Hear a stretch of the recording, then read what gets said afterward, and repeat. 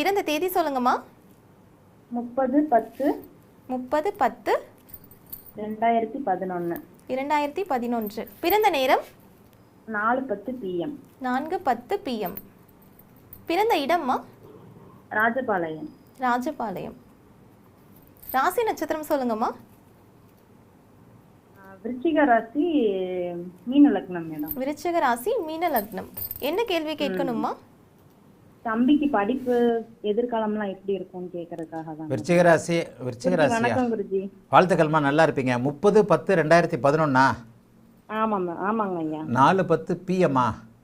ஆமாங்க ஐயா, மாலை 4:10 PM. ராஜபாளையம் தானே? இல்லையே, தனுசு ராசியில் வருது. வாக்கிய பஞ்சாங்கத்தில் விருச்சிக ராசி வருது. ஜாதகத்துல அப்படிதான் எழுதியிருந்தாங்க குருஜி. கேட்டை நட்சத்திரம்னு எழுதியிருக்கிறாங்களா? கேட்டை நட்சத்திரம். இல்லைம்மா, மூல நட்சத்திரம். 30 அக்டோபர் 2011. ஆமாங்க ஐயா. இல்லைம்மா, வாக்கிய பஞ்சாங்கப்படி ராஜபாளையத்தில் இருக்கிற வாக்கிய பஞ்சாங்கத்தின்படி இருக்கலாம். ஆனால் உண்மையிலேயே மீன லக்னம் தனுசு ராசி தாம்மா. அப்படியாங்க ஐயா, அந்த ஜாதகத்துல அப்படிதான் எழுதியிருந்தாங்க.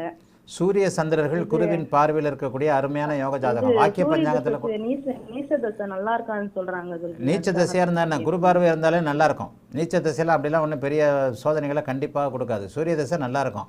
அரசு வேலைக்கு இந்த பையனுக்கு அரசு வேலை அமைப்புகள் தெளிவாக இருக்குதுமா. சூரியனும் குருவின் பார்வையில், சிம்மமும் குருவின் பார்வையில் இருக்கக்கூடிய இந்த அமைப்பு, லக்னாதிபதியே 2ஆம் இடத்துல இருந்து வலிமையாக சிவராஜ யோகத்தில் இருக்கனால அரசு வேலை சார்ந்த அமைப்புகள் கண்டிப்பாக கிடைக்குமா.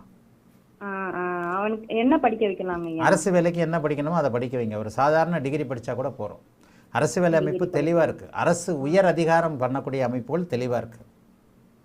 அம்மா அப்பாவுக்கெல்லாம் எப்படிங்க?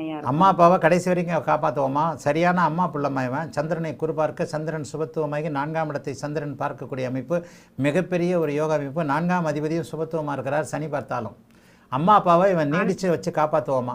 சூரிய சந்திரர்களை குரு பார்த்துட்டாலே அந்த குழந்தை தாய் தப்ப மேலே கொஞ்சம் பாசம் பற்று இருக்கக்கூடிய அமைப்பாக இருக்கும். கவலையே படாதீங்க, இந்த பையன் காப்பாற்றுவான். சொந்த ஊருக்கு எப்போ குருஜி போகலாம்?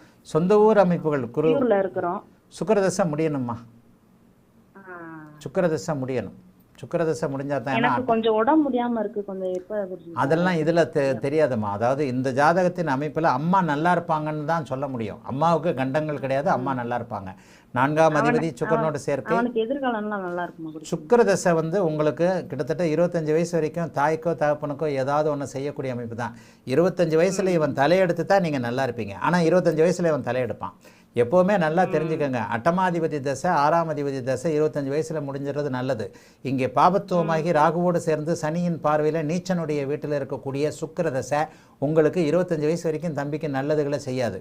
25 வயதிற்கு பிறகு சுக்கிரனுடைய வீட்டில் நீச்சனானாலும் சிவராஜ யோகத்தில் அமர்ந்த சூரியனுடைய குருவின் பார்வையில் அமைஞ்ச சூரிய தசையில் தான் அரசு வேலை சம்பந்தப்பட்ட அமைப்புகள் பயனு கிடைக்கும். 25 வயசுலேருந்து நீங்களும் உங்கள் கணவரும் அம்மா அப்பா 2 பேரும் நல்லா இருப்பீங்க. சரியா?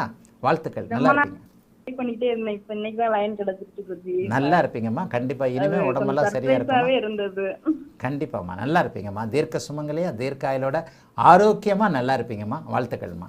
அழைத்ததற்கு நன்றிம்மா. வணக்கம் குருஜி. நேரம் வணக்கம்.